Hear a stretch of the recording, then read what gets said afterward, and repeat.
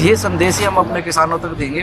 देखिए कि सहकारी समिति को भी 63,000 जो सरकारी एग्रीकल्चर सोसाइटीज़ हैं वो बनाई जाएंगी, और ताकि सोसाइटीज़ के लिए पहली बार पीपीपी मोड में कॉटन फसल की बढ़ावा देने के लिए पीपीपी मोड में काम करेगी सरकार, कि किसान को भी कैसे हम कारपोरेटर बनाएं जैसे कि दूसरे उसमें। तो इस तरह से निश्चित रूप से हमें उम्मीद है कि इस साल जो 23-24 का जो बजट है किसानों के लिए बहुत ही एक आमदनी के लिए अग्रसर हो। जब तक किसानों को हम जागरूक नहीं करेंगे, हमारे केवीके के आप साइंटिस्ट यहाँ पर देख रहे हैं, दूसरे एग्रीकल्चर डिपार्टमेंट के हैं, और मैं बधाई दूंगा यहाँ के प्रशासन को कि ये बहुत अच्छा काम कर रहे हैं। यहाँ की जो एग्रीकल्चर टीम है, हॉर्टिकल्चर टीम है, मैं समझता हूँ कि हरियाणा की नंबर 1 टीम है। किस तरह से खेती करनी चाहिए? देखिए कि जो यूनिवर्सिटी की पैकेज प्रैक्टिस है उनको अपनाएं, इसको हम मॉडर्न खेती कहते हैं, और अच्छी तरह से वैज्ञानिकों से परामर्श करके आप कौन सी इंसेक्टिसाइड का यूज करते हैं, आपके यहाँ कोई बीमारी है, कोई कीड़े हैं, तो किसान वैज्ञानिकों से जानकारी प्राप्त करने के बाद ही स्प्रे करें। अदरवाइज तो वो गलत होगा और फिर आपके रोग वगैरह, कीड़े वगैरह कंट्रोल नहीं हुए। तो ये जानकारी यहाँ पर जुटाई गई है। और क्या जानकारी दी किसानों को? किसानों को यहाँ पर ये है कि माननीय प्रधानमंत्री जी का विजन है कि आमदनी डबल कैसे की जाए, वो गुर यहाँ पर किसानों को सिखाए। डॉक्टर BS शेरावत ने मुख्य अतिथि के तौर पर कृषि एवं कल्याण विभाग पलवल द्वारा किटवाड़ी मोड़ पर जिला स्तरीय मीटिंग में आकर उसकी शोभा बढ़ाई। किसानों को बताया कि आप बागवानी करें, मछली पालन करें, पशुपालन करें, और SBI बैंक के मैनेजर वहां पर मौजूद रहे। उन्होंने बताया आप कैसे फ्रॉड से बच सकते हैं। BS शेरावत ने कहा प्रधानमंत्री मोदी का विजन है किसानों की आय को दोगुना करना। किसान परंपरागत खेती को छोड़कर आधुनिक खेती करें और बड़े उद्योगपति और कॉर्पोरेटर बने, उसमें सरकार आपको मदद देगी। 20 लाख करोड़ रुपए कृषि क्षेत्र को बढ़ावा देने के लिए अब के बजट में पास किया गया है, और ये प्रावधान किया गया कि सरकार द्वारा किसानों को उत्थान के लिए ठोस कदम उठाए जा रहे हैं। देश का किसान समृद्ध होगा तो भारत आत्मनिर्भर बनेगा। डॉक्टर BS शेरावत साहब के साथ अपने उप कृषि निदेशक महोदय, स्वागत किया जा रहा है मुख्य अतिथि का आप सभी की तरफ से पगड़ी से मान और सम्मान, क्योंकि उन्होंने भी जिले का मान और सम्मान सारे प्रदेश में बढ़ाया है। उन्होंने पुनः सारे किसानों को एकजुट कर दिया। श्री विजेंद्र सिंह जी दलाल किसान क्लब की तरफ से उनका श्री विजेंद्र सिंह दलाल और खेमचंद जी उनका सहयोग कर रहे हैं, क्योंकि पगड़ी पुराने आदमी अच्छे तरीके से बांधते हैं, नई पीढ़ी को तो इतना पगड़ी का वो भी नहीं होता। तो हम सब भी ये प्रयास करेंगे कि हम भी पगड़ी बांधे, क्योंकि मान और सम्मान का प्रतीक यही है। तो कृषि निदेशक महोदय का प्रगतिशील किसान क्लब की तरफ से अभी विजेंद्र सिंह जी दलाल ने आप सभी की तरफ से स्वागत किया। इस कार्यक्रम को अब आगे बढ़ाते हैं। तो अपने बीच में मंच के ऊपर किटवाड़ी के और सरपंच श्री महिपाल सिंह जी भी विराजमान है, उनका भी स्वागत है यहाँ पर देखे हुए हैं। यहाँ पर मैं यहाँ पर कृषि विकास शाखा state bank of India Palwal में शाखा प्रबंधक, हमारे से जुड़ी तमाम योजनाएं जो ऋण से संबंधी हैं ज्यादातर लोग जानते हैं, तो मैं क्योंकि इनको अगर बताऊंगा तो लगभग 3 या 4 घंटे केवल योजनाओं में ही व्यतीत होंगे।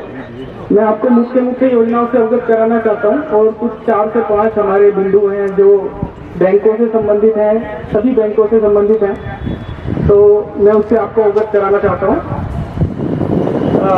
योजनाओं में सबसे प्रथम जो योजना आती है वो किसान क्रेडिट कार्ड है। यह रबी 1999 से जिस प्रकार से चल रही है उसी प्रकार से आपको ऋण मुहैया बैंक करा रही है। इसमें ज्यादा कोई अभी परिवर्तन आया नहीं है।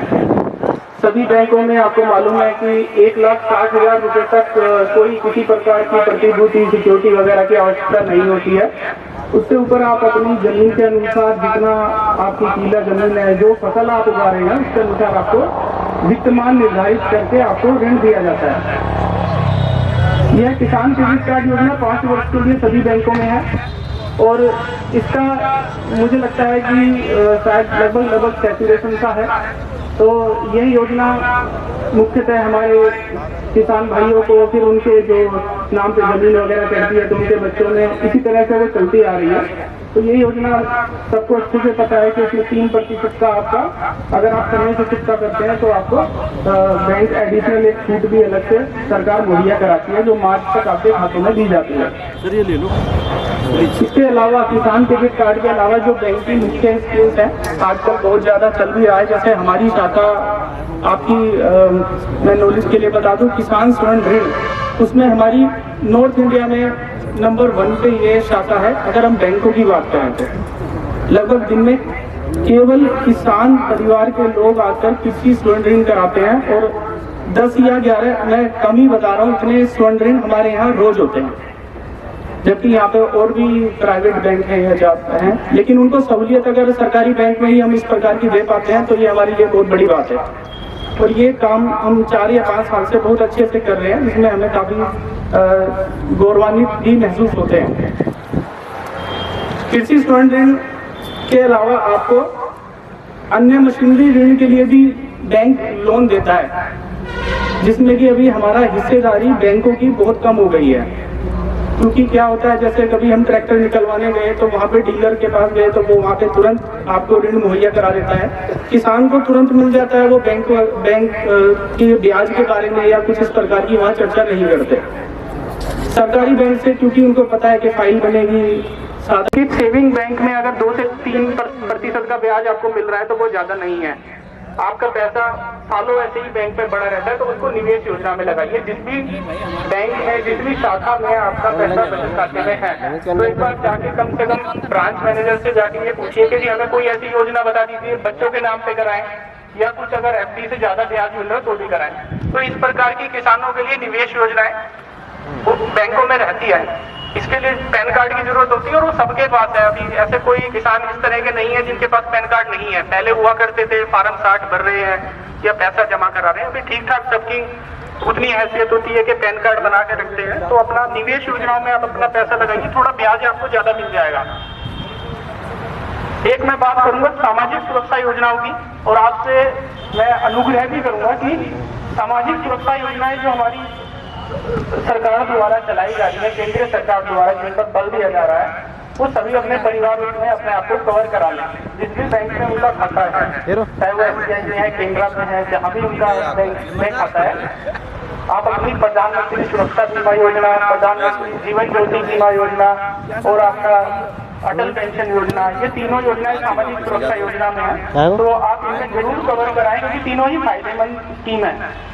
प्रधानमंत्री सुरक्षा योजना में 20 रुपए आपको साल के कटते हैं, जिसके बारे में आप सोचना ही, आप सोचो ही मत कि मेरे 20 रुपए साल के जा रहे हैं। इससे ज्यादा तो इनके जांच वगैरह आपको कर देते हैं, तो आपको 2 लाख रुपए का आपको दुर्घटना बीमा बैंक करके देगा जहाँ भी आपका खाता है, और इसका क्लेम भी बहुत जल्दी मिल जाता है। तो ऐसी सिरदर्दी वाली बात नहीं है। दूसरा, आप उसमें प्रधानमंत्री जीवन ज्योति योजना में कर सकते हैं, जिसमें आपको 436 रुपए का सालाना प्रीमियम पे 2 लाख रुपए का जीवन बीमा होता है। वो किसी भी प्रकार की मृत्यु को कवर करता है। तीसरा, आप अटल पेंशन योजना करा सकते हैं अगर आप 18 से 40 वर्ष के हैं। अटल पेंशन योजना में आपको 1000 से 5000 रुपए की पेंशन आपकी बन जाएगी। तो आपका जिस भी बैंक में खाता है और अगर ये सब सेवाएं आपने नहीं ली है तो आप अपने को, अपने परिवार को इन सब में जरूर अपना एक बार कवर करा लें, क्योंकि सुरक्षा योजना है और आपको ये बहुत जरूरी है। क्योंकि किसान भी आज की डेट में ऐसा नहीं है कि खेत में ही काम कर रहा है, वो बाहर भी जा रहा है, वो बीज खरीदने भी जा रहा है, खाद खरीदने भी जा रहा है और बाहर रहता है। तो ये सब चीजें आपको अनिवार्य रूप से कराइए। एक मैं अंत में साइबर धोखाधड़ी के बारे में थोड़ा सा बोलना चाहूँगा। साइबर धोखाधड़ी आजकल हमारे पास बहुत सारी शिकायतें आती हैं। फ्रॉड हो गया है, 10,000 खाते से निकल गए, 40,000 निकल गए, मेरे आधार कार्ड से पैसे निकल गए। एक बात तो मान लीजिए कि जब तक आप खुद उसमें इन्वॉल्व नहीं होते, जब तक कोई भी पेमेंट नहीं निकाल पाता।